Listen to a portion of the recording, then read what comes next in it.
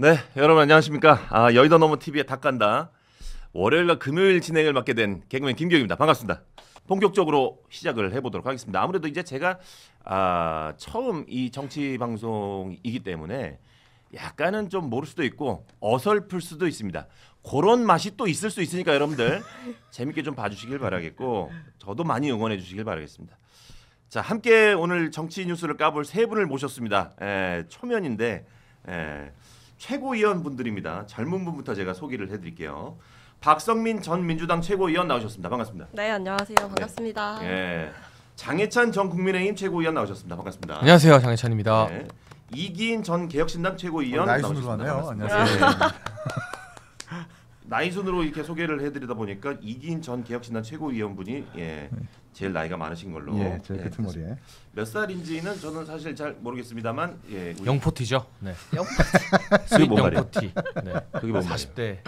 포티. 네, 포티. 젊으신 거예요, 그 정도면. 그럼요. 원래 뭐 만 45세. 우리 사회자님도 83년생으로 알고 있는데요. 네, 맞아요. 저는. 예. 가장 고령이죠. 어쩌다가 제가 이렇게 제일 나이가 많은 사람이 됐네요. 예. 저는 어렸을 때부터 이 정치인들은 다 나이 많은 사람인 줄 알았는데 정치하시는 분들이 저보다 이제 나이가 좀 젊으시는 거 보니까 어색하기도 하고 진짜 정치하는 게 맞나 의심스럽기도 하고 도대체 무슨 일을 하시는 분들이나 이 생각이 들고 그렇습니다. 자, 어쨌든 오늘 이 닭간다의 첫 출연이신데 세 분께서 의석수대로 저희 프로그램 응원 좀 해주십시오. 일단 그 들어오자마자 보이는 게 저기 광고 문의 봤습니다. 제일 중요한 거예요. 네, 광고 많이 이제 문의해 주시면 좋겠다라는 생각이 들고. 네. 근데 그러려면 저희가 잘해야 되는 거죠. 그렇죠. 많이 봐야 이제 광고를 그럼요. 붙여주는 거니까. 저 아는 업체 있으면 좀 소개 좀 해주세요. 저도 노력해 보겠습니다. 광고 문의 받아야 되니까. 네, 광고 문의 많이 받을 수 있게 재밌게 하다 가겠습니다. 정치하다 보면 이렇게 약간 기업들도 많이 알고 그러지 않습니까? 뭐 위치에 따라 좀 다른 것 같은데요. 네. 요즘은 잘 모릅니다. 방금 되게 위험한 질문 아니었어요? 재계와 유착이 가능하냐는. 아까도 말씀드렸지만 제가 잘 모르니까. 근데 너무 재밌습니다. 좋은 질문입니다. 네, 장희찬 우리 위원님도 응원의 한마디 부탁드리겠습니다. 광고 많이 해주시면 좋겠고요. 네. 저는 일단 우리 세 명의 출연료 합보다 앵커의 출연료가 100% 더 비쌀 텐데 유명 개그맨이니까. 그렇죠. 오늘 과연 그 값을 하나 옆에서 제가 매 눈으로 좀 지켜보려고. 어쩐지 아까부터 계속 사회자를 쳐다보고 있더라고요. 그렇게 생각하시잖아요. 네. 그냥 저도 친분으로 왔습니다.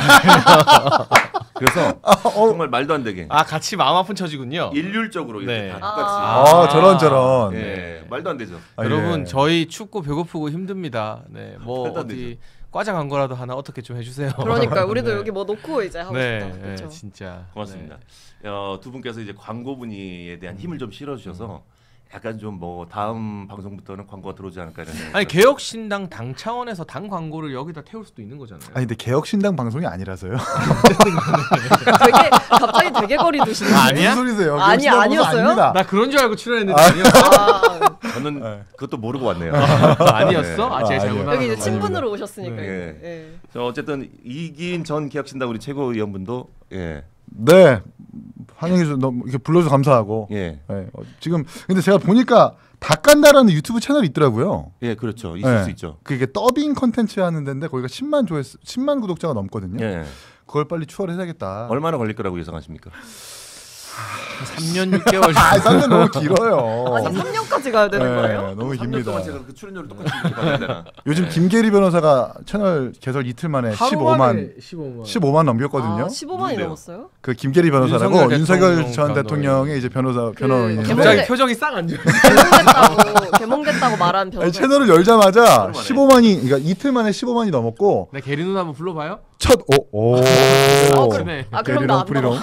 첫 영상이 조회수가 60만이 넘었어요. 뭐 우리라고 질소냐. 파이팅 해봅시다. 이틀 정도는 아니어도 6개월 정도 봐서. 어제 천하람 의원 나왔던데 조회수 한 2천 얼마던데 지금 라이브. 많이 나왔네. 그래요? 다 확인하시네요 이런 것들도. 방금 봤어요. 그러니까 천하람 대표가 아니어도 쇼츠 영상은 한 뭐 3,400 뭐 이런 게 있고. 오늘 목표는 저는 어제보다 잘 나오는 거. 그렇죠. 우리가 천하람은 이기겠다. 저희 넷이 좀 이렇게 합이 잘 맞습니다. 말 더듬지 말라고요. 좋습니다. 일단 천하람이 누군지 잘 모르시죠? 천하장사님입니까? 맞는 것 같기도. 잘 모르겠습니다. 나 이런 게 좋아. 나도 이거 너무 좋아. 우리 다 아재라 가지고 이런 게 좋아. 모르는데 푹푹 찌르는 거 있잖아요. 박재고만 잘 적응했으면 저 좋겠어요. 약간 당황했지만 침착하게. 아재들의 개그. 예. 저는 뭐 사실은 이제 뭐 약간 좀 뭐랄까 비속어로 말하면 약간 쌈마이 개그 이런 거 별로 안 좋아하고. 그러세요? 저는 약간 조금 위트 있는, 고품격. 약간 좀 뭐랄까 좀 지식이 많지는 않지만 그래도 약간 좀 있어 보이는 약간 그런 개그 좋아하기 때문에. 천하람이 천하장사라는 게 있어 보이는 개그라고. 저는 그렇게 생각합니다. 개인적으로. 고품격. 좋습니다. 고품격 개그. 좋네요. 네. 자, 본격적으로 시작을 해보도록 하겠습니다. 자, 쏟아지는 특검 이슈 중에서 꼭 알아야 할 것들만 엄선해서 까볼 예정인데요. 특검 캐비넷 확 열어보도록 하겠습니다. 예. 자, 오늘 아침에 있었던 따끈따끈한 뉴스입니다. 김건희 특검이 윤석열 부부의 아크리비스타 자택 수사를 나섰습니다. 그것도 압수수색이죠. 예. 최상병 특검에 이어서 두 번째입니다.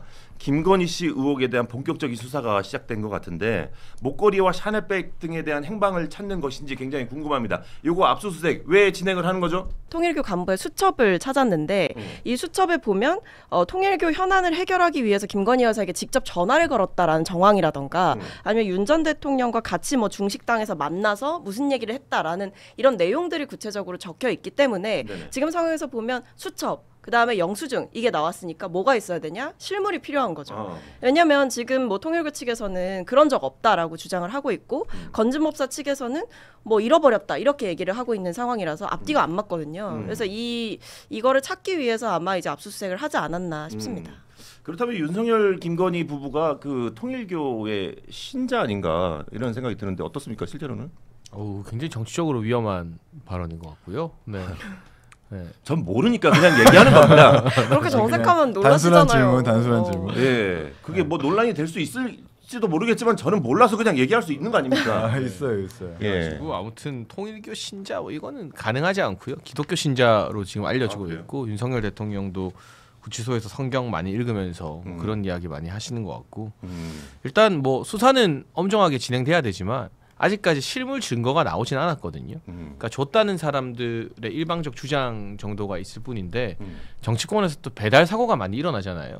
이를테면 제가 네, 앵커님한테 잘 보이고 싶어서 여기 PD님한테 이게 제 마음이다. 김기욱 앵커님한테 상품권이라도 좀 했는데 전달이 안 됐을 수도 있는 거잖아요. 너무 속상하다. 받는 입장에서. 방송국에서도 그런 일들이 꽤 있을 거잖아요. 있을 수도 있죠. 비일비재할 수 있는데 그러니까 이게 뭔가 내가 지금 나도 말도 안 되는 변명이라는 거 여러분 알아요. 근데 내가 여기서 놀 수는 없잖아. 여기서 내가 그래 할 일을 해. 국민의힘으로 나왔는데 내가 놀아 그러면? 할 일을 해. 그러니까 그렇게 자꾸 측은한 눈빛으로 보지 마세요. 전 제 본분에 충실한 아니요, 겁니다. 그럴 수 있어요. 아니 이런 거 있잖아. 예를 들어서 뭐 아는 사람 결혼식을 가야 되는데 내가 못 가니까. 축의금 부탁하잖아요. 네. 조의금 부탁했는데 나중에 잘 거예요? 받았어 했는데 무슨 소리야? 그럴 수 있어. 뭔 말이야? 너 왜 내 결혼식에 아무것도 안 했어 할 수 있으니까. 배달 사고. 아직 모른다. 예. 우리가 너무 앞서가는 건 옳지 않다. 이게 수사 결과가 나오고 이런 걸 잘 지켜봐야 된다. 근데 이제 아픈 사람 또 때리는 것 같아서 좀 미안하긴 한데 재밌다. 이게 지금 정황이 너무 뚜렷한 이유는 뭐냐면 이 김건희 씨를 오랫동안 수행했다라고 알려진 이 수행 비서가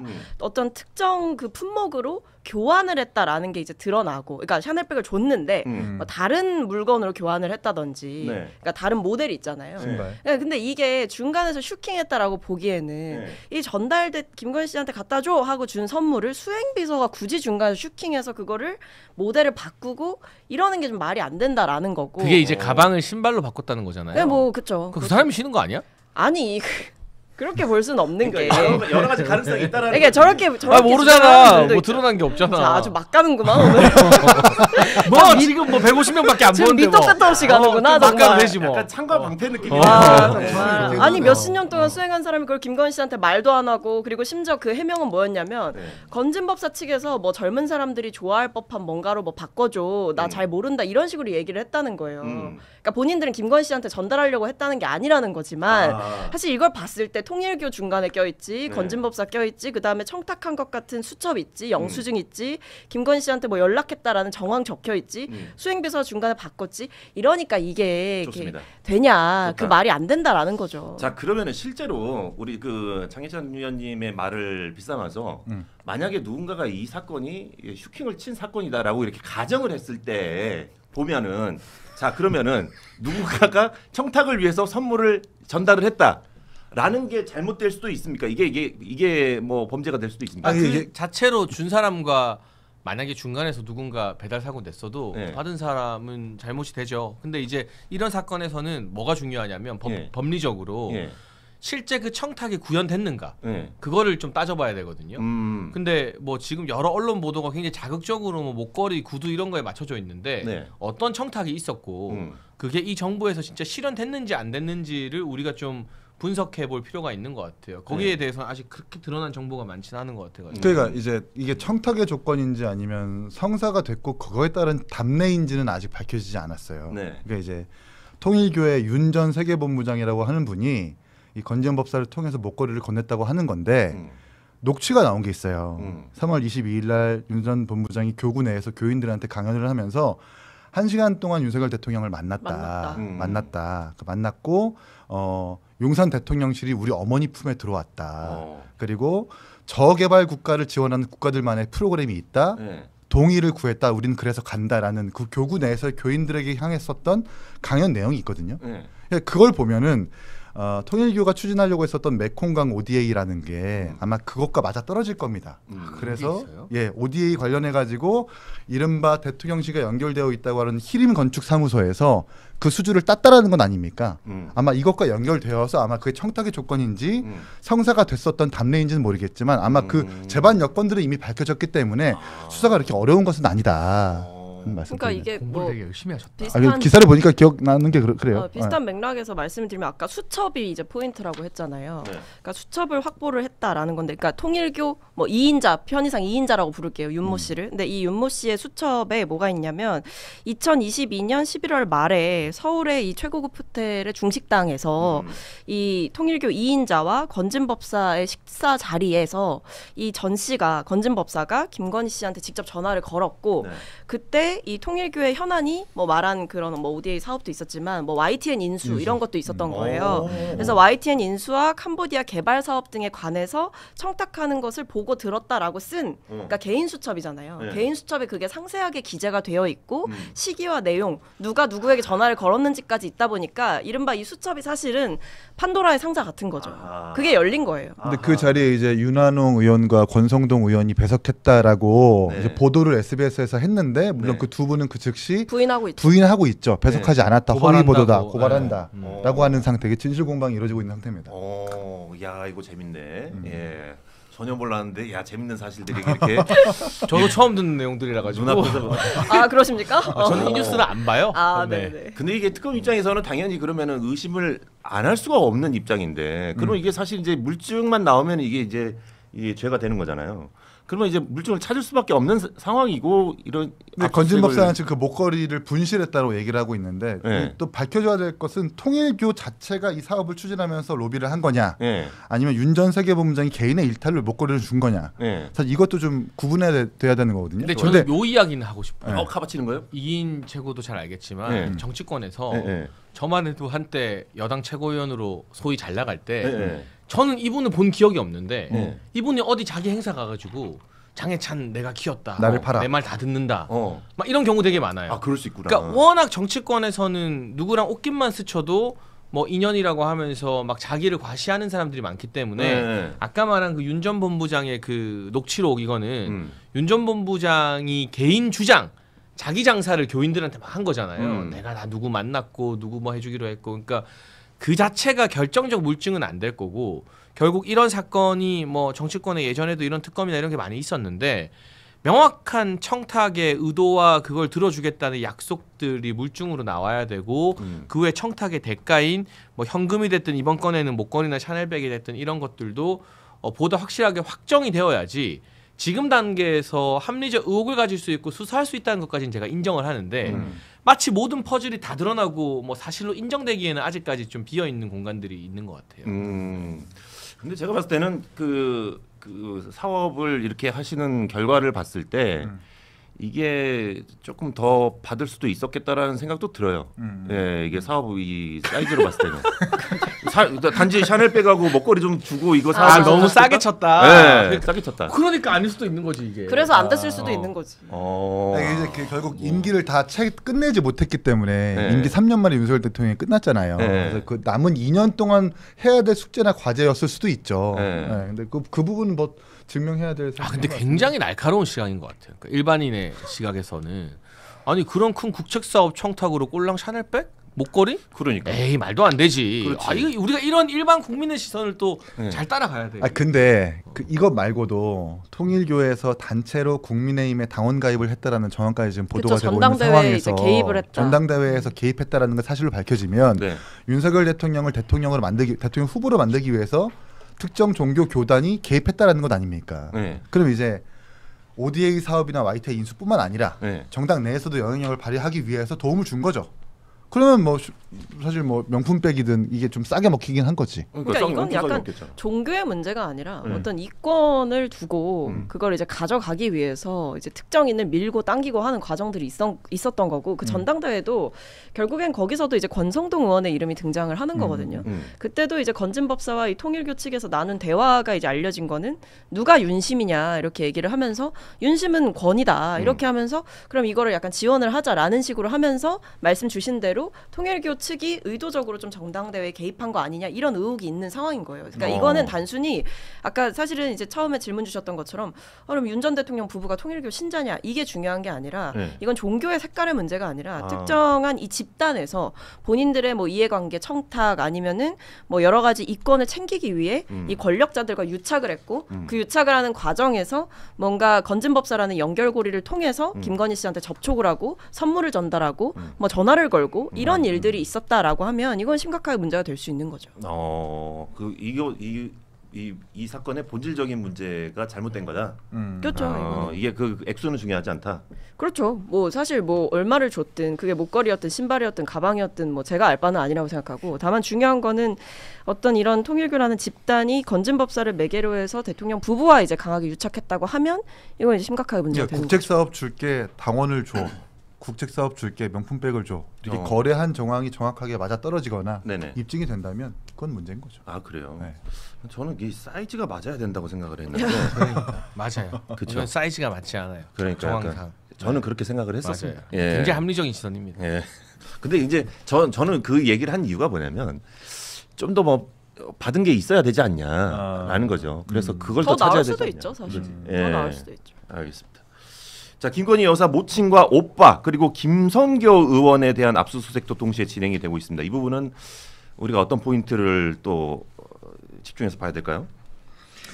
그러니까 이게 뭐 핵심은 두 개인데요. 일단 그러니까 김건희 씨의 오빠 그리고 어머니가 관련된 이제 가족 회사가 있어요. 그러니까 ESIND라는 회사가 있는데 그 양평군 공흥지구에 이제 뭐 아파트를 지었는데 이제 그거를 짓는 과정에서 뭐 350세대 규모의 아파트를 지었는데 여기서 뭐 개발 부담금을 뭐 한 푼도 부과를 안 하고 그리고 뭐 사업 시한이 뒤늦게 뭐 소급 연장이 되고 그러니까 쉽게 말하면 사업상의 특혜를 얻었다라는 의혹이 있는 거고 그러니까 김건희 씨와 관련된 그 가족 회사가 특혜를 얻었는데 그 특혜를 누가 내줬냐라고 보니까 지금 국민의힘 의원인 그리고 당시에는 양평 군수였던 김성교 의원이 얽혀 있는 거예요. 그러니까 왜냐하면 그리고 또 이분이 2022년 3월에 이 김성교 의원이 양평 군수 예비후보 선거사무실 개소식 현장에서 윤 전 대통령과의 친분을 이제 강조를 하면서 뭐라 그랬냐면 내가 허가를 잘 내줬다. 뭐 이런 얘기를 했다는 거예요. 그러니까 이게 일단 기본적으로 좀 석연치 않은 부분이 있는 거고 그 외에도 뭐 서울 양평 고속도로 이게 굉장히 큰 논란이었거든요. 그렇지. 그러니까 이 종점이 바뀌었다. 근데 거기 하필 김건희 씨 일가의 땅이 있다. 이거 누가 혜택을 받냐? 김건희 씨가 혜택을 본다. 근데 그때 누가 있었냐? 보면 또 이제 김성교 의원이 또 있는 거고. 그러니까 이게 다 연결이 돼 있다. 그래서 이걸 한번 터는 거죠. 그러니까 정황은 다 이제 의심이 되는데 이제 실질적으로 이게 맞냐라는 이게 수색에 대한 결과가 없기 때문에 이게 답답하다라는 거죠. 이제 뭐 했으니까. 수사 진행되고 있고 또 김건희 여사가 받고 있는 혐의의 개수가 16개라는 것 아니에요. 16개. 16개 중에 이제 김건희 여사의 모친과 오빠에 대한 혐의, 그 김성교 의원까지 나왔었던 양평고속도로 문제 등등 이 종합적으로 압수수색을 통해서 이 범죄 사실을 입증하겠다는 특검의 의지이기도 하고요. 압수수색을 한다라는 건 법원에서 영장을 발부했다는 얘기고 법원에서 영장을 발부했다는 것은 범죄 혐의의 소명이 필요하다라고 판단한 거기 때문에 그러한 과정에서 이렇게 압수수색이 이루어지고 있다라고 보시면 될 것 같습니다. 이게 역대 대통령의 부인 중에서 이렇게 많은 조사를 하시는 분도 참 드문 것 같은데. 근데 저는 뭐 엄정한 수사 필요하다고 보는데 국민적 의혹을 해소하려면 이게 너무 과하게 어쨌든 전직 대통령 사전대도 네네. 거기에 벌써 몇 번째 압수수색인지 모르거든요. 특검이 3개가 동시에 돌아가다 보니까 여기서 저번 주에 한 번, 여기서 이번 주에 한 번. 그러니까 이게 정도를 지나치게 되면 국민들이 봤을 때 아무리 지금 이재명 정부 허니문 기간이라 해도 야 이거 정치 보복이 너무한 거 아니냐라는 심리도 발동할 수 있어서 그렇죠. 수사라는 게 절제되어야 한다라고 이재명 대통령이 자기 수사 받을 때는 그렇게 이야기를 많이 했었기 때문에 그러니까 수사하지 말라는 게 아니라 어느 정도 좀 선은 지켜가면서 수사를 할 필요가 있다라는 생각이 듭니다. 근데 뭐 핵심 증거나 뭐 결국에 그런 걸 찾으려면 그 본진으로 갈 수밖에 없는 거죠. 그렇지. 윤석열 전 대통령과 김건희 씨가 이 의혹의 핵심 당사자이기 때문에 그리고 뭐 지금 특검 조사 이제 조율하고 있지만 여기에도 뭐 조건 걸면서 제대로 협조 안 하는 모습 보이고 있잖아요, 김건희 씨가. 네. 근데 어쨌든 이 상황에서 앞서 제가 말씀드렸던 이런 의혹들을 규명을 하려면 진짜 본진으로 가는 수밖에 없다. 이거 뭐 주변인 사무실만 압수수색해서 될 일도 아니고 김성교 의원 사무실만 압수수색해서 될 일이 아니고 뭐 정말 핵심 당사자인 김건희 씨와 관련된 문제이기 때문에 이거는 전직 대통령의 사저로 볼 게 아니라 제 피의자 신분인 김건희 씨, 뭐 그다음에 뭐 윤 전 대통령 이 둘이 있는 곳에 갈 수밖에 없는 거죠. 근데 사실 이제 그 특검 입장에서도 사실 이제 그 집을 간다고 해서 이게 뭐 증거가 나올까 사실 저는 이것도 의심스럽고 그래요. 이미 다른 데다 막 다 돌려놨을 수도 있는데 굳이 지금 집을 찾아가는 게 맞나? 압수수색이라는 게 주요한 증거를 찾으러 가는 것이기도 하지만 그 흔적을 찾으러 가는 것이기도 해서 뭐 그 가능성을 좀 이제 계속 발굴해내겠다라는 특검이 지금 이루어지고 있는 거고 영부인에 대해서 이렇게 많은 혐의를 받고 있는 경우가 잘 없긴 했는데 네. 특검이라고 하는 게 역대 한 13번 정도 있었거든요. 거기서 두 번째 특검이 이제 호피무늬 반코트 특검이라고 해서 네. 신동아 그룹의 그 총수의 부인이 검찰총장 부인한테 호피무늬 반코트를 선물했었던 사례가 있었어요. 그래서 이제 역대 두 번째 특검으로 발동됐었던 적이 있었거든요. 네네. 그때도 막 압수수색도 이루어지고 막 구속도 이루어지고 그랬었습니다. 막 이런 경우도 마찬가지로 특검에서 압수수색 통해서 흔적을 찾는 그런 과정이라고 보시면 될 것 같아요. 알겠습니다. 이 사건이 과연 또 어떤 뉴스가 또 나오면서 특검의 검사가 수색이 어떻게 진행되는지 앞으로 진행 상황 지켜보도록 하겠습니다. 자, 다음 뉴스입니다. 윤석열 전 대통령이 어제 세 번째 재판에 출석하지 않았습니다. 또 안 나왔어요. 네. 특검이 구인영장을 발부를 요청을 했고 지기현 재판부도 확인해 보겠다고 했습니다. 지기현 재판부가 윤석열 피고인에 너무 끌려다니는 건 아니냐라는 생각을 하는데 어제 곧바로 구인 절차로 들어갔어야 되는 거 아닌가? 지기현 재판부는 왜 윤석열 측을 계속 봐주고 있는가? 라는 의문이 들고 있습니다. 근데 이게 좀 어폐가 있는 게 특검이 또 애꿎은 서울구치소 막 뭐라 하고 그러잖아요. 민주당도 그렇고. 근데 어쨌건 뭐 미우나 고우나 전직 대통령이거든요. 그리고 여전히 윤석열 전 대통령의 지지자들이 한 세력을 이루고 있고 이거 자칫 강제 구인이라는 게 결국 팔다리 잡고 끌어내겠다는 거잖아요. 맞아요. 그런 물리적 수단이 동원되면 심각한 국민적 갈등이나 소요 사태가 또 발생할지도 몰라요. 그러니까 역대 정치인들 또는 전직 대통령들이 구속수사 받았던 분들도 있죠. 그 어느 경우에도 이렇게 전직 대통령을 팔다리 잡고 끌어내는 강제 구인은 이뤄진 적이 없었거든요. 네네. 그게 그 사람 개인에 대한 특혜가 아니라 그 사람이 가지는 상징성과 일정 부분 국민의 지지에 대한 저는 존중과 예우라고 생각을 합니다. 그리고 재판에 불출석하게 되면 제일 불리한 건 그 피의자 자신이에요. 방어권 행사를 제대로 못하게 되니까. 네네. 그러니까 그런 상황이니만큼 건강 문제에 대해서는 면밀하게 체크하고 뭐 그럴 필요가 있고 저도 개인적으로는 재판에 빨리빨리 출석하는 게 오히려 더 유리하다고 보거든요. 윤석열 전 대통령 측에. 근데 어쨌든 이거를 감정적으로 뭐 끌어내라 뭐 이렇게 하는 게 그러니까 그냥 현실적으로 불가능하다라는 말씀을 드리고 싶어요. 역대 어느 전직 대통령한테도 그렇게 한 적은 없었고요. 그리고 오히려 이런 식의 어떤 행보가 제가 윤 전 대통령과 가까웠고 지금도 국민의힘 소속이지만 윤 전 대통령 사법 방어에는 도움이 안 돼요. 오히려 재판 잘 나가고 꼬박꼬박 나가는 게 또 재판부 판결에 영향을 되게 많이 끼치거든요. 그러니까 사실은 실질적으로는 도움이 안 되는데 이걸 또 반대 진영에서 감정적으로 그러면 안 나오면 안 나오는 대로 재판 빨리 해서 결과를 빨리 내자. 그래서 우리 사회에서 이 문제에 대한 걸 좀 빨리 매듭을 짓자 쪽으로 나가야지. 뭐 서울구치소가 또 무슨 잘못이 있습니까? 구치소 교도관들 다 그냥 힘없는 공무원들인데 전직 대통령 팔다리 잡고 어떻게 할 수 있어요? 그것도 말이 맞네. 누구한테 시키면 그 애꿎은 그냥 힘없는 공무원들한테 그걸 어떻게 강제해서 시키냐고요. 그렇지. 사실 이제 전직 대통령에 대한 예우를 좀 갖춰줬으면 좋겠다. 뭐 이런 식으로 이제 카바를 치는데 정말 잘하네요.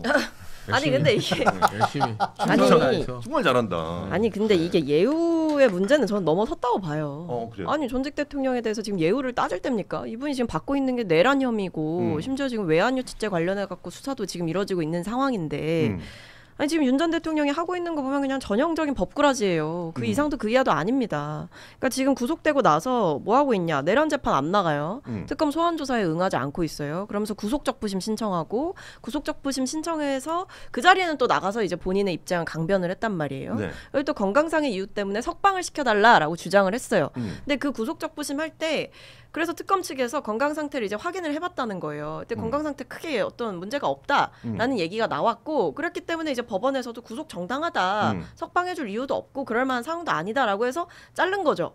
근데 그 뒤에도 안 나간다. 또 재판 안 나가고 또 조사 안 나가고 그냥 계속 버티는 거예요. 그러니까 이게 본인이 전직 대통령이기 때문에 나를 아무도 끌어낼 수 없을 거야라고 생각을 하면서 정당하게 응해야 하는 절차에 응하지 않으면서 이런 불필요한 문제들을 만드는 것 자체가 저는 문제라고 보는 거고. 그럴 수 있지.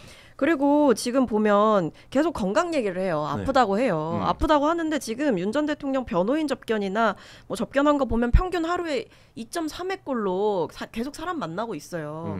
그리고 최근에 또 뭐 하려다 실패했냐? 부정선거 주장했던 그 모스탄 모스탄 교수랑 만나려고 하다가 또 안 됐단 말이에요. 그러니까 이게 진짜 아픈 사람이면 그런 접견을 어떻게 하며 식사도 어렵고 재판도 못 나왔고 조사도 어렵다고 하는데 뭐 그렇게 접견은 또 많이 합니까? 그러니까 이게 저는 지금 윤 전 대통령이 거짓말하고 있다. 근데 이게 진짜 날도 더워서 짜증나는데 안 그래도 더 짜증난다. 이 생각이 들어요. 박채고 너무 티다. 나 티야. 어떻게 알았어요? 너무 티야. 아니 나도 티인데 너무 그 티야. 아니 근데 이제 인간에 대한 동정과 연민이 우리 그런 왜 감정으로 없겠어요? 살자고. 있을 수 있는데 근데 아니 나는 국민들이 근데 불쌍하지 윤 전 재판 대통령은 안 불출석 불쌍해. 3번은 선 넘었다.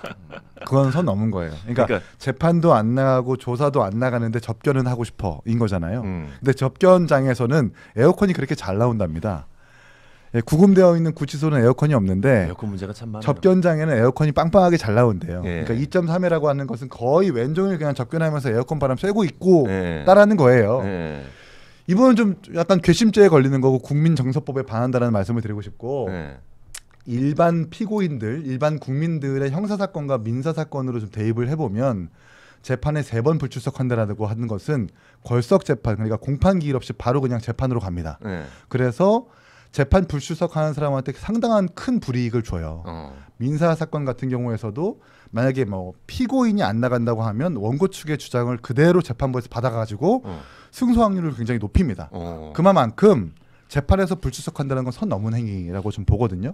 하물며 검찰총장 출신의 대통령이 법을 잘 지켜야 된다는 대통령이 이렇게 재판 안 나가고 법도 무시하고 한다라는 것 자체가 윗물이 맑아야 아랫물이 맑다는 것 아니겠습니까? 그렇지. 예, 이 부분도 좀 유심히 좀 봤으면 좋겠다는 생각이 들고 강제 구인, 강제 인치 뭐 선 넘었다라는 얘기도 하는데 이제는 강제 인치해야 된다고 봐요. 대통령의 예우 더 이상 차려줄 필요는 없다고 생각을 합니다. 과거에도 간첩 혐의를 받고 있었던 피의자들이 구금되어서 구속됐을 때 국정원의 소환 조사를 거부했었던 사례가 있었어요. 근데 이제 그거를 계속 거부하다가 교정당국과 구치소가 강제로 물리력을 행사해서 끌어내린 적이 있습니다. 근데 대법원에서 이것은 인권 침해가 아니다. 정당하게 구속영장 발부되어서 행사되었던 정당한 물리력 행사다라고 이미 판례가 있거든요. 대통령이 이렇게 버티고 있으면 물리력이라도 행사해서 정확하게 좀 정밀한 조사가 이루어져야 되는 거 아닌가 생각합니다. 물리력까지 행사를 하는 것도 괜찮은 것 같다라는 의견 주셨습니다. 재밌네요. 예. 자, 오늘 저희가 제가 진행하는 거는 오늘 첫날입니다만 이게 진행이 잘 되고 있는지는 잘 모르겠습니다. 그래서 잘 되고 있습니다. 그렇습니까? 네. 예. 어쨌든 뭐 이게 몇 가지 안 되는 소식으로 인해서 이렇게 여러분들이 이게 열띤 토론을 하는 거 보니까 너무 재밌다. 예. 너무 재밌잖아. 예. 자, 댓글 소개를 좀 해드리도록 하겠습니다. 고수들의 초정밀 정치의 부쇼 다 깐다. 저희가 런칭 이벤트를 하고 있어요. 그래서 유튜브 구독 댓글 달아주시면은 한우부터 편의점 상품권까지 다양한 선물 저희가 챙겨드리고 있으니까 아낌없는 응원과 댓글 부탁드리겠습니다. 저희가 8월 2일까지 이벤트 2주간 진행하니까요. 지금 바로 참여하시고 상품도 받아가시길 바라겠습니다. 자세한 사항은 동영상 더보기란에 저희가 달아놓을 테니까 커뮤니티 또 같이 참고해 주시길 바라겠습니다. 자, 응원의 댓글이 우리 CV님께서 박성민 씨도 반갑습니다 이렇게 해주셨고, 문희원님께서 다 깐다라는 타이틀 너무 좋습니다. 젊은 패널들, 젊은 진행자들, 기존 메이저 언론사들의 시사 유튜브를 넘는 컨텐츠가 되길 기원합니다라고 보내주셨고, 김원준님께서 요즘 뉴스 보기 싫었는데 합리적인 분들의 유쾌한 닭간다 유튜브 있어서 좋습니다. 응원해 주셨습니다. 고맙습니다. 저희 채널명은 닭간다가 아니라 이제 여의도 너머입니다. 네. 여의도 너머. 여의도 너머라는 채널 안에 있는 프로그램 닭간다입니다. 어쨌든 구독은 여의도 너머로 해주시고 많이 댓글도 참여해 주시길 바라겠습니다. 지금 사실 이제 댓글이 역시 이 정치 관련된 방송이라서 그런지 몰라도 댓글들이 굉장히 재밌습니다. 사실은 이걸 제가 이제 사실은 이제 소개를 해도 되나 이런 싶을 정도로의 댓글이 많이 달려지고 있는데 그만큼 저는 개념이 없기 때문에 여러분들 적은 필터링 없이 댓글들을 이제부터 소개를 해드리도록 하겠습니다. 좋습니다. 사실 이제 아까 그 소개시켜주고 싶은 댓글들이 있었는데 좀 넘어갔어요. 박성민 최고 죽전고 정교 회장 출신이에요? 정교 부회장. 여기 정교 회장 박성민 화이팅 이렇게 돼 있어요. 감사합니다. 저는 이 댓글이 눈에 띄어요. 어떤 거요? 장례찬 이기인 자리 좁아 보인다. 좀 좁아. 저는 이거 좋아요. 최고들끼리 나왔네. 오늘 마지막에 누가 찐 최고 되려나. 이것도 투표를 하는 것도 괜찮을 것 같아요. 근데 요즘 이거 있는데요. 요즘 보면 기인 예찬 둘이 몰려다니네. 둘이 자주 몰려다니시나 봐요. 자주 몰려다닙니다. 둘 다 백수라서. 나도 백수인데 같이. 같이 하잖아 지금. 같이 몰려다니. 두 분은 방송을 너무 많이 하시고 아닙니다. 저는 그냥 한두 개 하는데 거기에 잡히는 거죠. 저 말고 세 분은 친분이 좀 두터우신 것 같은데 저만 몰라가지고 목소리 좋다는 댓글이 많네. 그러니까요. 음성이 좋으시다고. 동굴 목소리. 이 음성으로 이제 정치계적에 입문을 했으니까 아하. 좀 듣기 편한 목소리가 됐으면 좋겠습니다. 이 목소리로 또 정치인들 까고 뭐 여기 나오신 분들 까고 그러면 또 얼마나 재밌겠어요. 얼마나 재밌겠어요. 약간 이거 유행어인가요? 아까도 약간 얼마나 맛있게요 이런 얼마나 느낌인데. 자, 저희 프로그램은 여러분들의 사랑으로 만들어지고 더욱더 큰 사랑은 여러분들의 후원이 아닐까 싶습니다. 참고해 주시길 바라겠습니다. 자, 저희 지금 뒤에 보면은 광고문이 봤습니다. 요거 팻말이 써 있죠. 아니나 다를까 사실은 이제 광고가 아직까지는 없어서 지금 블랭크로 돼 있는데 먹는 거, 쓰는 거, 뭐 타는 거, 뭐 입는 거, 뭐 상관없습니다. 여러분들 많이 좀 광고 들어와 주시길 바라겠습니다. 저희가 많이 최선을 다해서 이 굵직한 목소리로 빨아들이도록 하겠습니다. 저는 뭐 특히 탈모약 광고나 오. 가발 광고 이런 거 잘할 자신 있습니다. 탈모 왔구나. 네. 가발 광고도 있고 네. 전혀 맥락을 내가 누구를 저격하는지를 모르는데 약간 이게 저격성 발언이라서 다양한 광고 봤습니다. 가리지 않습니다. 우리 장 의원님은 누구 닮았다는 얘기 듣습니까? 저요? 네. 근데 제 입으로 말하면 또 욕먹을 것 같아서 말 안 할래요. 뭐야 뭔데요? 여기 어차피 욕 먹는 방송이니까. 네. 한번. 근데 앵커님이 누구 닮았다고 지금 생각하시니까. 근데 별로 좋은 거 아니야. 아니야, 좋은 거 아니야, 이렇게 좋은 말 거야. 안 궁금한데요? 꺼내. 싫어. 아니, 말하지 말해주세요. 마세요. 아니 좋은 거예요. 나 명예훼손으로 고발할 거예요. 그 정도 아니라니까. 방송 끝나고 말하세요. 아니 왜 한번 들어보고 그러면 드릴게요. 그 저기 카테고리만 좀 말씀해 주십시오. 연예인입니까? 가수예요, 가수. 가수? 불안해. 아니야 싫어. 아니 가수예요. 너무 닮아가지고 내가 얘기하는 거야. 또 트로트입니까? 뭐 아니에요, 발라드예요. 발라드? 아 싫어. 나 누구 말할지 아니 너무 닮아가지고 얘기하고 싫어. 싶은데. 잠깐만 여기까지만 얘기하고 댓글 한번 봐볼까요? 차은우 나왔습니다. 네? 잠깐만. 이거는 매기는 거 아니야? 아니 차은우 나왔어요. 근데 저는 우리 장 의원님이 아까 처음부터 보자마자 이 생각이 들었지만 변진섭 씨. 그러니까 나 이 이야기했잖아. 오. 변진섭 리즈 시절 살 많이 빠졌을 때 그런 느낌이에요. 근데 저 이야기 몇 번 들었거든. 알고 있었네요. 나는 썩 좋아하는 그건 아니야. 아니 목소리 톤도 비슷해. 변진섭 아주 깔끔하고 담백하고 얼마나 좋지. 멋있는데. 난 내가 훨씬 나은 것 같으니까. 그래요. 그래요. 근데 댓글에 변진섭 올라왔는데. 변진섭 내가 얘기하니까 변진섭 나와. 내가 얘기하기 전에 나왔구나. 전에 나온 것 같아요. 그래. 몇 번 들어봤어요. 닮았다는 얘기예요. 어쨌든 좋은 얘기니까 노래 연습 좀 하시길 바라겠습니다. 다음에 나오시면 노래 한 곡. 맞죠. 네. 그죠, 알죠. 맞지, 그 노래잖아. 네. 청바지. 잘 어울리는. 김치볶음밥 잘해. 맞아. 네, 맞습니다. 아주 가부장적인. 네. 그치 요즘 세상에서 안 맞는 노래죠. 어디 김치볶음밥을 어디? 한남이 말이야 이러면서 요즘 세상에서는. 위험하다. 내가 그렇다는 게 아니라 요즘 풍토가. 예. 시대가 이렇게 변했습니다. 네, 젠더 갈등 해소해야 돼요. 아, 그랬구나. 김치볶음밥 좀 해줄 수도 있지. 많이 쓰면 되지. 맛있으면 예. 되지. 박재국까지 저러네요. 네. 넘어가겠습니다. 예. 넘어가시죠. 저희가 지금 27페이지가 있는데 네. 30분 넘었는데 2페이지 하셨어요. 부지런하게 가셔야 돼. 다 못해. 부지런하게 가셔야 아니 돼. 내가 안 그래도 들어오기 전부터 대본이 두꺼워서 아니, 난 거의 혹시 뭐- 우리 몇 시간을 찍는 거냐 물어보긴 했거든요. 아니, 제가 첫 방송이라 네. 예. 너무 좋습니다. 많이 다 준비를 못해 했습니다. 어차피. 그러니까요. 자, 다음 코너 넘어가 보겠습니다. 자, 진영에 갇히지 않고 무조건 편들지 않고 여의도 정가를 제대로 까봅니다. 이번 코너는 여의도 캐비넷. 예. 가장 먼저 깔 주제는 바로 강선우. 예. 강선우를 공격하면 송원석이 손해라는 주제로 제가 한번 까보도록 하겠습니다. 그건 아니지. 강선우 의원이 여성가족부 장관직에서 자진 사퇴를 했죠. 예, 하지만 국민의힘의 공세는 계속되고 있습니다. 의원직마저 사퇴해야 한다라며 국회 윤리위원회 제소를 한다고 밝혔죠. 그런데 송원석 국민의힘 비대위원장의 당직자 폭행이 다시 또 소환되고 있습니다. 아주 난리입니다, 난리. 예. 의원들의 갑질 어떻게 생각하십니까? 그러니까 일단 의원 갑질이 이번 강선우 후보자 낙마로 인해서 네. 공론화했다는 게 전 대단히 의미 있는 일인 것 같아요. 그렇지. 국회에서 그렇지. 의원들과 보좌진 관계는 워낙 수직적이고 네. 보좌진은 그냥 나가라면 내일 나가야 되는 어. 존재처럼 물론 제도상 이제 한 달의 유예 기간 정도가 최근에는 보장됩니다만 네네. 그래서 말도 안 되는 부조리들이 사실 많이 일어났거든요. 음. 그리고 특히나 이런 부조리는 겉으로 약자를 위한다고 하는 민주당에서 많이 일어나요. 그게 이번에 다 드러난 거잖아요. 네. 국민의힘은 잘해줘요. 네, 잘 챙겨주고. 그 말도 사실은 뭐 신빙성이 그렇게 있지는 않아요. 아니, 근데 여의도 홍준표 시장이 대나무숲이나 이런 저격하신 거 보면 아닌 것 같던데. 보좌진들 올리는 페이스북 댓글 뭐 이런 사이트 보면 네.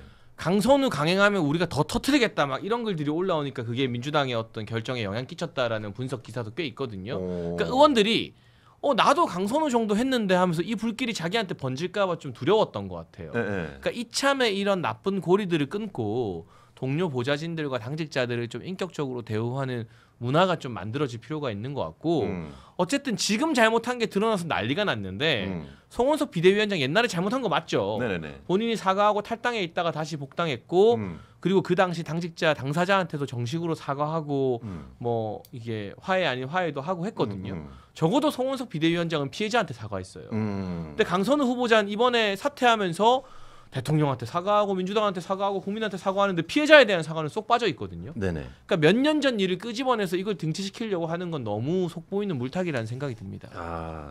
저는 이제 사실 이제 의원들의 갑질이 저는 사실 이게 갑질이 되고 안 되고의 차이는 약간의 그 국민들이 생각하는 인성 문제 아닌가라는 생각을 해요. 왜냐하면은 예를 들어서 누군가가 뭐 우리 집에 있는 쓰레기 좀 버려줘. 저는 부탁할 수 있다고 생각합니다. 부탁할 수 있다고 생각해요. 그러면 이제 가끔씩 부탁할 수 있죠. 하지만 그거를 내가 얼마나 감사함의 표시를 했냐. 예, 요거에 대해서 저는 그 문제라고 생각을 해요. 5만 원짜리 2장 딱 주면서 이거 차비하고 뭐 좀 해줘요라고 하면 이거 매주 시켜주십시오 할 수도 있는 거고. 아니 그러니까 굳이로 그건 아니지. 아니 굳이 뭐 이게 그렇게 몰아간 것 같은데. 아니 굳이 현금을 주는 게 이게 답안사는 아니고 저는 이제 뭐 오늘 쓰게 버려서 너무 고마워. 진짜 이거 별거 아닌데 선물인데 이거 딸내미랑 같이 이거 맛있는 거 사 먹어 하면서 뭐 쿠폰 하나 보내준다든지 약간 그러니까 이런 똑같은 걸 시켰어도 아다르고 어다른데. 그럼 이 케이스는 그 당하는 사람이 너무 모멸적이었던 거죠. 맞아요. 예, 그게 아니야. 왜 그게 뭐가 아니야? 그러니까 이건 뭔가 아무리 보상과- 감사함을 표시한다 하더라도 맞아, 그런 네. 문제는 아니에요. 그 공과 사는 명확하게 구분되어야 되고 네. 또 입법부의 한 명 한 명이 입법기관이라고 하는 국회의원들이라면 이런 지시를 하면 안 됩니다. 아무리 감사함을 표현하고 내재 쓰레기 구색을 갖춰도 안 돼요. 그래요. 네. 아닌 건 아닌 겁니다. 그렇죠. 그리고 그래도 개인적 사람인데. 너 왜 이렇게 바꿔자고? 내가 10만 원 줄 테니까 커피 사와면 사올 것 같은데. 아니, 이거는 안 돼. 아니야? 그렇게 하면 안 돼. 그렇게 아니야? 하면 안 돼요. 예. 네. 그러니까 이게 뭐 보상을 얼마나 잘했냐, 뭐 얼마나 따뜻하게 말을 했냐, 뭐 이런 문제로 물론 뭐 그게 이제 개인에 따라서는 주관적으로 당사자는 뭐 괜찮다 할 수도 있겠지만 그거랑 저는 완전 별개의 문제인 것 같아요. 이거는 그러니까 이긴 최고의 말에 저도 동의를 하는 그래요. 게 이거는 뭐 보상을 어떻게 했냐, 뭐 답을 어떻게 했냐 이 문제는 아닌 것 같고 좀 공사 구분이 잘 되지 않았을 때 생겼던 문제이지 않나라는 생각이 들고요. 그리고 그냥 이 송원석 이제 비대위원장이 뭐 의원직 사퇴라라고 하면서 이제 비판을 이제 강선우 후보자를 향해서 했는데 네네. 이게 사실은 이제 얘기가 나오는 게 저는 뭐 강선우 후보자가 뭐 자진 사퇴를 했지만 그것과 별개로 이제 송원석 의원도 사실은 과거에 당직자 이제 정강이 차고 네. 폭행을 하고 나서 탈당을 하고 다시 복당을 한 케이스거든요. 네. 그러니까 사실은 뭐 비판을 하는 건 그럴 수 있는데 그걸 송원석 의원이 할 자격이 있느냐 이런 물음은 사실 오케이, 따라올 오케이. 수 있는 상황인 것 같아요. 그렇지. 근데 저는 이거를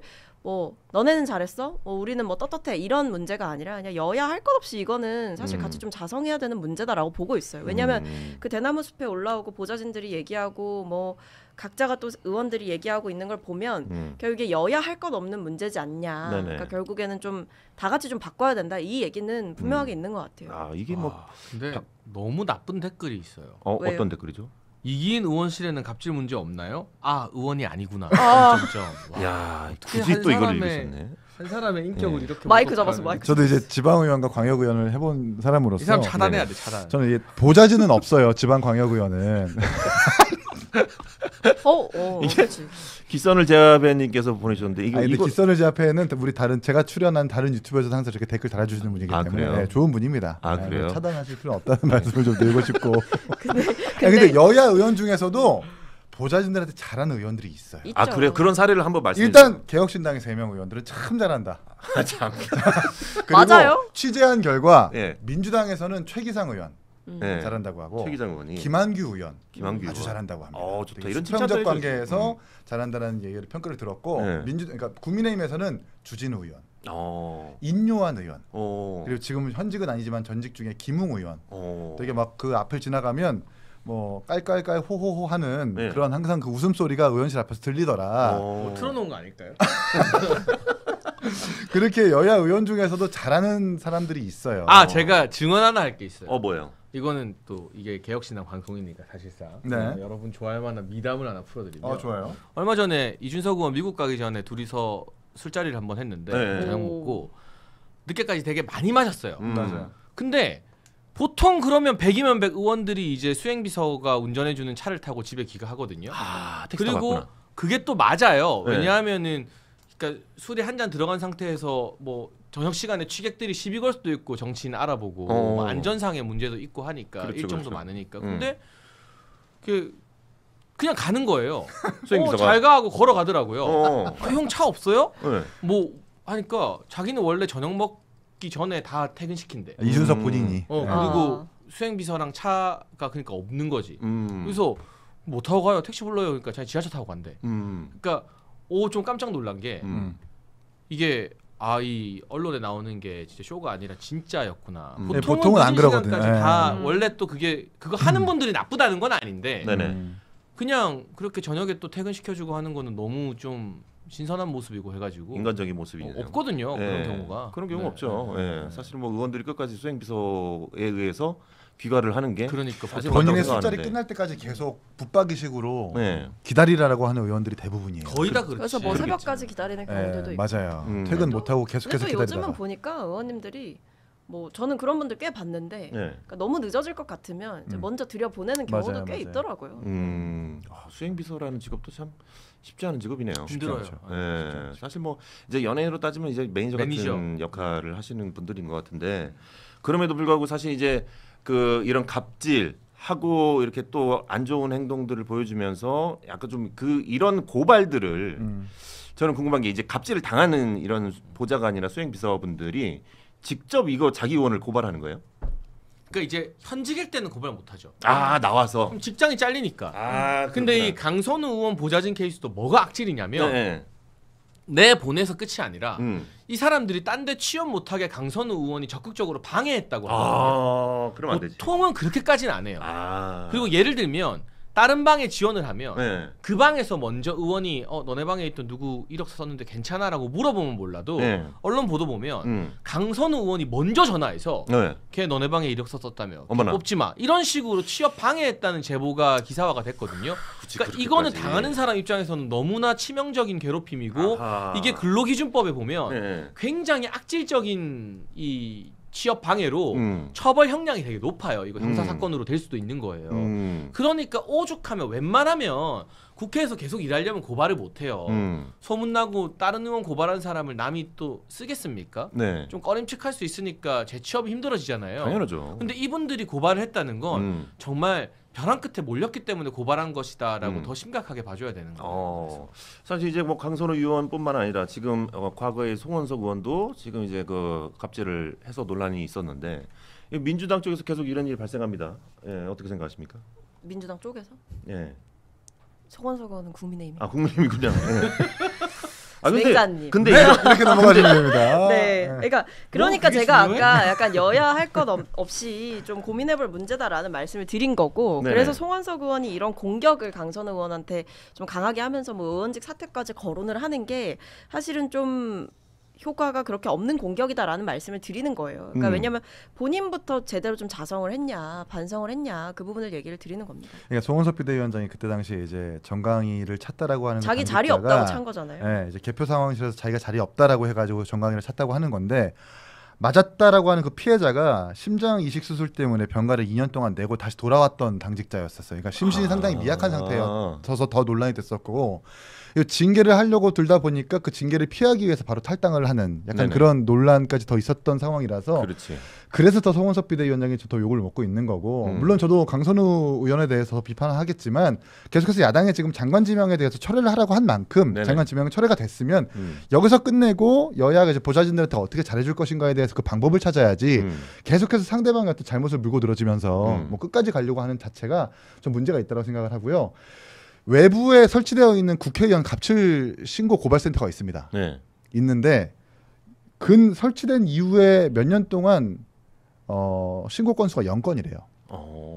그러니까 보좌진들이 신고를 못하는 거예요. 말을 못하는 거지. 후환이 두렵고 보복이 두려울까봐. 네. 이렇게 폐쇄적인 보좌진의 어떤 근로 환경을 제도적으로 바꿔야 되는 것에 집중해야 되는 것이 맞다라는 말씀드립니다.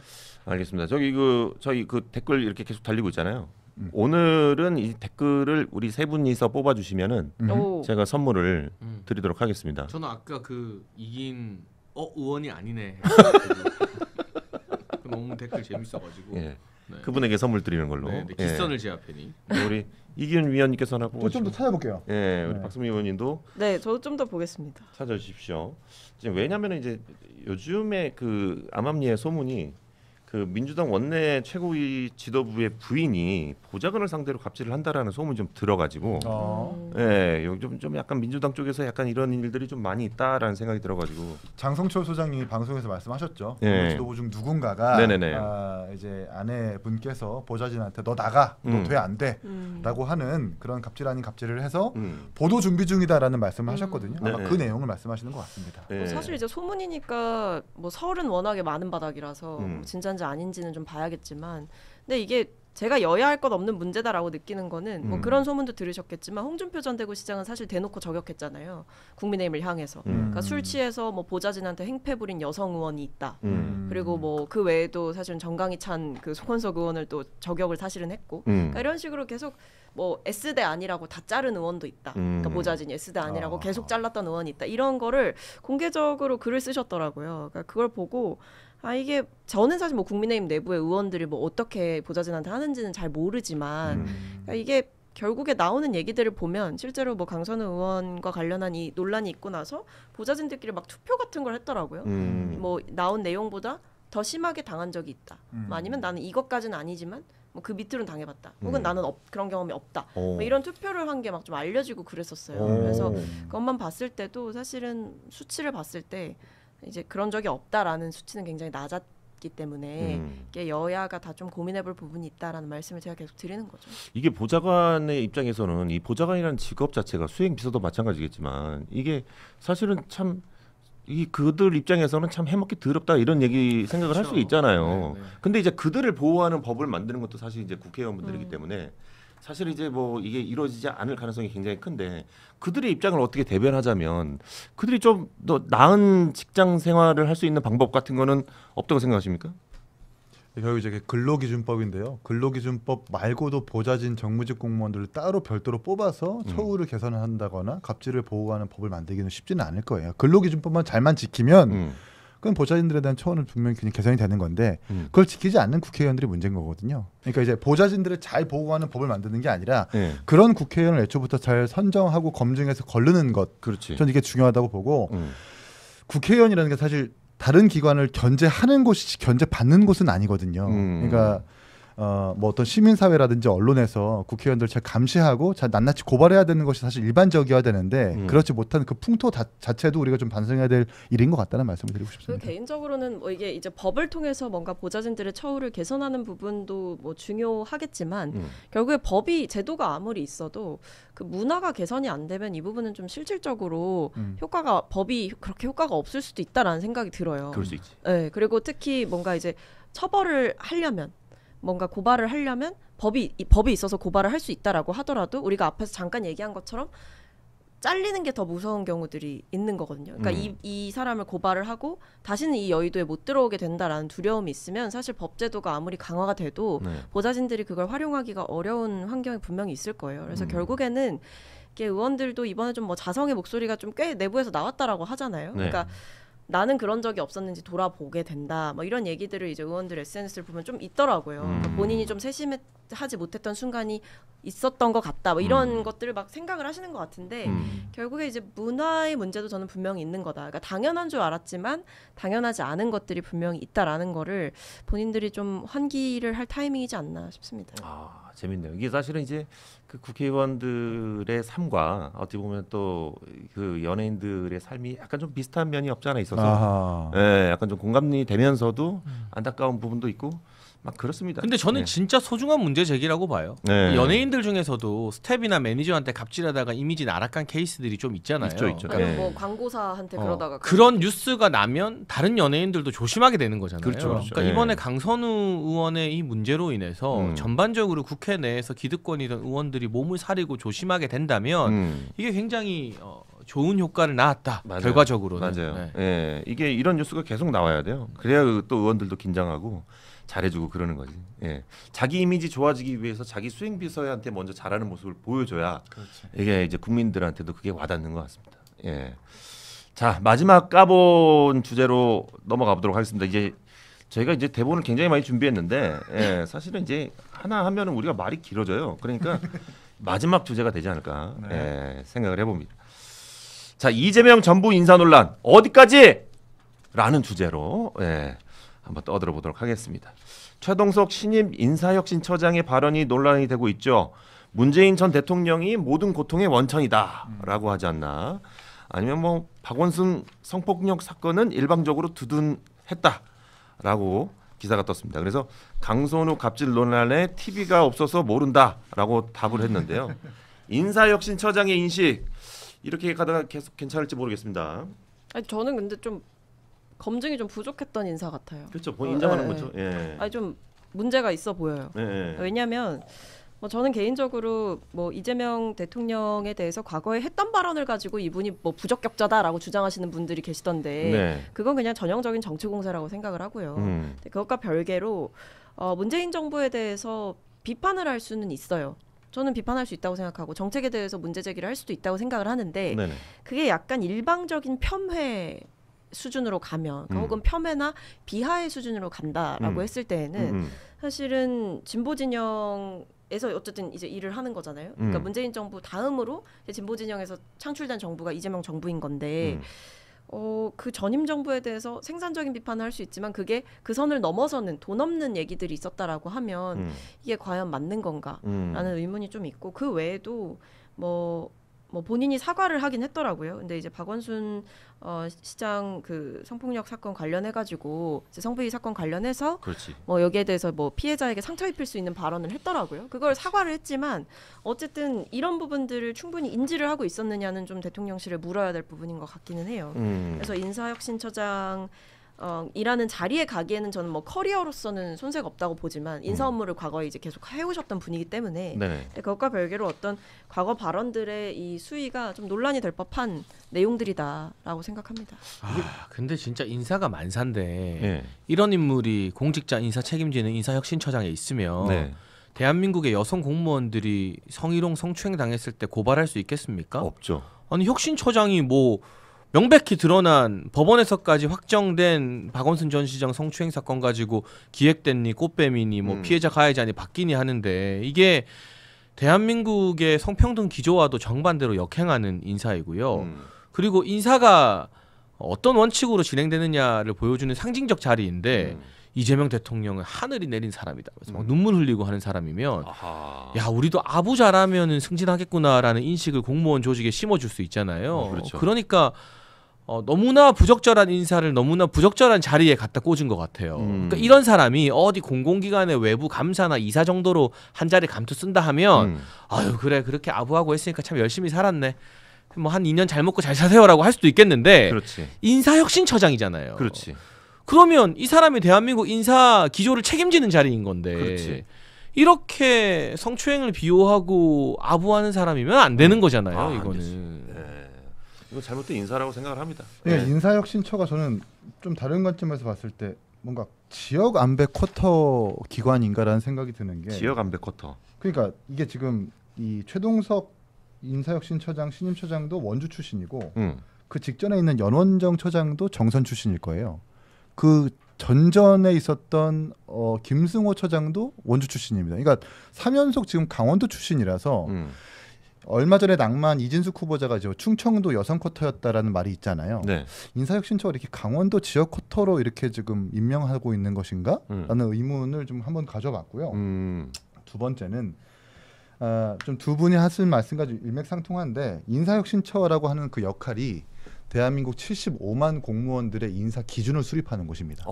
공무원들의 임용, 선발 등의 어떤 기준을 만드는 곳인데 이렇게 뭔가 정파성과 경향성이 강한 사람을 꽂아 넣으면 박원순 사례를 내 사람이 뭔가 같은 사례를 반복했을 때 그냥 뭐 가해자를 피해자로 둔갑시킬 수 있거나 피해자를 가해자로 바꿀 수 있는 그런 기준을 다시 만들 수 있다는 점에서 되게 우려스럽고 또 뿐만 아니라 어용 중에 어용으로 좀 이분이 평가받고 있는 거거든요.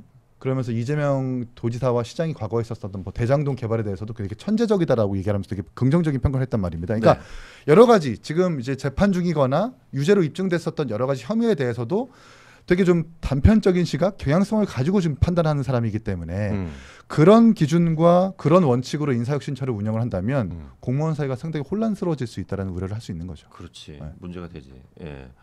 그 이번에 이재명 정부 초대 인사에 이재명 대통령의 오래된 최측근 김현지 총무비서관이 관여를 하고 있다고 알려져 있습니다. 이거 굉장히 심각한 얘기인 것 같은데, 자 강선우 의원에게 대통령 뜻을 전달했다라는 한겨레 보도도 있고요. 문고리 인사들의 깜깜이 인사는 개선되어야 되는 게 아닌가 싶은데요. 이거 그러니까 어떻게 보십니까? 사실 여부를 떠나서 특정 핵심 측근들이 문고리로 언론에 계속 오르내리기 시작했잖아요. 그렇죠. 이게 사실 국정 운영하는데 되게 부담이에요. 그러면 사실이 아니라도 무슨 일만 있으면 이거 김현지가 했구나 누가 했구나라고 이제 소문이 싹 돌기 때문에 아마 이 김현지 총무비서관 워낙 측근이라 뭐 당장 거취의 문제는 없겠지만 분위기 좋을 때는 그냥 넘어가는데 정권 분위기가 언젠가는 나빠지게 돼 있잖아요. 지지율이나 인기라는 게 영원한 정부가 없잖아요. 그렇죠. 언젠가는. 그러면 이런 문고리 측근들이 또 제일 먼저 정부에 부담이 되는 인사로 지목되게 돼 있죠. 근데 저는 일단 이 부분에 대해서는 그 대통령실에서 특정 비서관이 이제 전화했다라는 거는 뭐 사실이 아니다라고 공식 입장을 밝혔기 때문에 전 대통령실의 입장을 신뢰해야 된다라고 생각을 하고요. 그리고 다만 이제 그런 건 있는 것 같아요. 그러니까 이번에 계속 인사와 관련해서 논란이 됐을 때 뭐 문고리 인사들이 계속 인사를 하면서 문제가 되는 거 아니냐라는 얘기는 사실 정확하지 않은 문제 제기일 수도 있어요. 오히려 그냥 전 지금 상황에서 느끼는 건 비서실장이 주재하는 인사위원회 차원에서 뭔가 인사를 관리를 하고 있다라는 대통령실의 입장이 나왔는데 이게 조금 제한적이라는 느낌은 들어요. 그러니까 조금 더 투명해야 하고 조금 더 인사 업무를 검증부터 뭐 임명까지 하는 그 과정에서 누가 책임을 지고 있고 그리고 어떤 절차를 밟아가고 있는지에 대해서는 저는 조금 투명하게 공개할 필요가 있다라는 생각이 들어요. 그러니까 책임성과 통로를 좀 명확하게 해야 된다. 그러면 이제 대통령이 만약에 인사를 할 때 그러면 어떤 절차를 밟는 게 FM? 사실 이제 문재인 정부 때 말씀을 좀 드리면 이제 뭐 내각 인선 관련해서 처음에 이제 뭐 얘기가 그때도 있었어요. 문제가 좀 있었고 그래서 2017년 6월 20일부터 인사추천위를 가동을 했고 네, 청와대에서 인사수석이 있었어요. 일단 그때 그리고 인사수석과 민정수석실이 5배수에서 뭐 6배수 정도의 명단을 제출을 해가지고 그 다음에 인사추천위의 심사를 거쳐서 뭐 그 후보자를 이제 3배수로 압축을 하고 그러고 나서 이제 검증을 하고 검증을 한 다음에 이제 임명을 하는 이런 과정들이 있었던 거고 그리고 이런 인사추천위에 뭐 비서실장, 정책실장, 뭐 인사수석, 안보실장, 정무수석 이제 들어와서 얘기를 이제 다 같이 하는 그런 과정이 있었던 거죠. 그래서 근데 지금 사실은 이제 정보가 조금 제한적이긴 하거든요. 그러니까 인사위원회가 돌아가고 있고 규정이 있고 내부적인 원칙이 있고 그거에 따라 돌아가고 있다라고 정부에서 밝히긴 했지만 저는 어쨌든 최근에 인사 시스템을 좀 개선해야 된다라는 얘기가 있는 만큼 조금 더 구체적인 내용들이 나와야 되지 않나 싶긴 합니다. 인사 검증 시스템은 문재인 정부 때 대통령실에서 했었어요. 네. 그러다가 윤석열 정부 때 법무부로 가져왔습니다. 네. 그래서 법무부에서 가져왔다가 이재명 대통령 입성을 하면서 법무부가 잘 못하니까 대통령실이 권한과 책임을 가지고 대통령을 다시 가져오겠다라고 했는데 한동훈이 인사 다 망쳤잖아. 그래서 그 얘기를 하고자 하는 게 아니에요. 그 얘기가 제일 중요해요. 결국 이제 객관적이지 않은 인사검증 시스템이라고 하는 게 이번 인사를 통해서 드러난 것이다라고 평가를 할 수 있겠고요. 김현지라는 사람이 어떤 사람인지 우리가 좀 토파보면은 이재명 성남시장 때 이재명 시장을 공격하는 시의원을 향해서 일반 국민들에게 38,000건의 괴문자를 발송시켜가지고 명예훼손으로 처벌받은 그런 사람이기도 하고 때리는 사람이네. 이재명 시장에게 성남시로부터 약 8년 동안 약 10억 원의 보조금을 받는 성남의제 21의 사무국장 출신이었어요. 그리고 김인섭 씨, 그러니까 이재명 시장과 가장 가깝다라고 하는 브로커 김인섭 씨가 깊게 연루되어 있었던 백현동 개발 비리에서도 환경단체로서 백현동 개발 전략 환경 영향 평가에서 아무런 문제 없다라고 의견을 준 게 김현지 비서관이었습니다. 그러니까 이 환경, 의제 21 등등에서 이재명 시장을 상당히 조력했었던 사람이고 대법원에서 유죄 취집 확인 환송 받았었던 그 유죄 관련해 가지고 고 김문기 씨 관련해 가지고 소환 조사 검찰에서 받았을 때 문자 공개됐었던 이재명 시장에게 의원님 고 김문기 씨 모른다고 한 거 소환 조사 왔습니다. 이거 전쟁입니다. 라고 했었던 그 문자의 당사자가 김현지 씨거든요. 그러니까 모르겠어요. 이 사람이 뭐 인사 실세다, 비선이다라고 평가하지 않을게요. 근데 확실히 그동안의 행보를 보면은 이재명 시장 곁에서 이재명 시장의 어떤 국정을 망치고 있었던 주범 중에 한 명이라고 좀 평가를 합니다. 근데 그걸 뭐 망치고 있었다라는 거는 사실 이제 보는 거에 따라서 주관적인 평가인 거고 저는 뭐 망치고 있다 이렇게 생각은 안 해요. 그리고 그만큼 특히 인사라든지 뭐 중요한 문제에 대해서는 신뢰할 만한 사람을 쓰고 싶은 건 당연한 이치인 것이고 그렇지. 오랫동안 손발을 맞춰서 뭐 성남시장 때부터 도지사 뭐 그 뒤에 이제 뭐 의원 그 다음에 대통령까지 손발을 맞춰서 오랜 기간 동안 함께 일했던 사람을 청와대에 기용을 하는 건 전 당연한 일이라고 생각을 하고 그거를 문제 삼을 일은 아닌 것 같아요. 다만 이제 저도 말씀을 드리는 부분은 어떤 특정인에 대해서 문제 제기를 할 게 아니고 이 대통령실에서 지금 가져가고 있는 인사 검증의 시스템에 분명히 구멍이 있는 건 사실 이번에 뭐 국민통합비서관이 자진 사퇴하는 일이 있었잖아요. 계엄 옹호한 게 이제 드러나가지고 그러니까 그런 건 사실 걸을 수 있었던 문제라는 거죠. 그러니까 이런 구멍들이 있으니까 이 절차를 어떻게 개선할 건지에 대해서는 좀 더 명확한 답이 필요하다라는 말씀을 드리는 겁니다. 이걸 뭐 마냥 특정인의 문제로 가져가는 거는 저는 좀 생산적이진 않은 것 같아요. 제가 이거는 최근에 정권 운영하는 일에 관여를 해봤잖아요. 네네. 여당 최고위원으로서 윤석열 정부 초창기에. 근데 인사는 실패할 수 있어요. 완벽할 수는 없죠. 검증이라는 게. 근데 문제는 책임을 지는 사람이 나와야 돼요. 그러니까 이 인사 검증을 왜 못했냐? 누가 책임지고 총대 맸냐? 그게 인사수석이든 대통령 비서실장이든 저희 정부 때 법무부 장관이든 누가 책임지고 그 사람이 무조건 사퇴하라는 게 아니라 죄송합니다. 이거 제가 검증에 실패했습니다. 앞으로도 열심히 하겠습니다라고 해야 정신 바짝 차리고 밑에 있는 사람들부터 검증을 하는 건데 그렇지. 아무도 책임을 안 지면 우리가 한동훈 때문에 계속 인사 실패로 괴로웠던 것처럼 지금 이재명 정부도 그럼 강훈식 비서실장이 나와서 책임을 지든가 미안하다고 하든가. 그렇지. 그럼 제2의 강선우 뭐 또 강준욱 이런 케이스들이 계속 나올 수 있어요. 왜냐 아무도 책임 안 지니까 넘어가면 대충 하던 대로 또 인사 검증을 하게 돼 있거든요. 그러니까 인사라는 게 국정 운영에서 가장 중요한 만큼 이거는 여기서 합니다라고 딱 공개적으로 박아두고 잘했으면 여기가 칭찬받고 못했으면 여기가 욕먹는 구조가 명확하게 돼야 네. 정신 차리고 한다니까요. 그러니까 인사위원회라는 것을 좀 만들어서 거기에 좀 힘을 실어줘야 된다. 그리고 투명하게 드러나야죠. 그래요.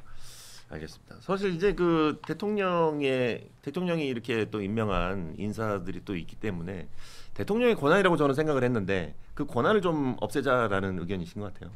그게 아니라 명확하게 책임질 사람 책임지고 뭐 왜냐하면 대통령이 일일이 인사 검증을 할 수 없기 때문에 그 검증팀이 누군지가 드러나서 잘하면 박수 받고 못하면 나와서 사과하라 이거죠. 추천을 해주자. 오케이, 알겠습니다. 근데 또 그게 그런 부분은 있어요. 그러니까 인사 검증을 하는 단위에서 뭐 칭찬받고 뭐 책임지고 필요할 수는 있는데 이게 인사 검증 과정에서 생기는 여러 문제들이 진짜 검증을 하는 단위에서 부실하게 업무를 해서 그렇냐 아닌 경우도 꽤 있거든요. 예를 들면 의도적으로 뭔가 얘기를 안 했는데 나중에 기자들이 파본이 뭐가 나온다거나 본인은 뭐 서류 다 냈다 대통령실은 쉽게 말하면 뭐 저 아무 문제 없습니다 깔끔합니다 해서 가지고 있는 제출한 자료들 가지고 이제 받고 문제 없다 해서 했는데 나중에 뭔가 문제가 터지는 경우 이런 것들이 있기 때문에 뭐 이게 인사 문제가 됐어 뭐 인사 누구 잘라 뭐 누구 비서관 잘라 이렇게 못 가는 경우도 분명 있는 거죠. 오케이, 알겠습니다. 자, 다음 주제 하나만 더 해보도록 하겠습니다. 간단하게. 예. 자, 국민의힘 최저 지지율 경신입니다. 17%. 예, 국민의힘의 지지율이 17%. 이거 최저치를 경신을 했죠. 예, 역대 최저치인데, 뭐 2020년 국민의힘으로 당을 이름을 바꾸고 나서 그 이후로 가장 낮다라는 수치가 나왔습니다. 탄핵 사태보다 더 낮다라고 조사가 됐습니다. 이거 왜 이렇게 된 거죠?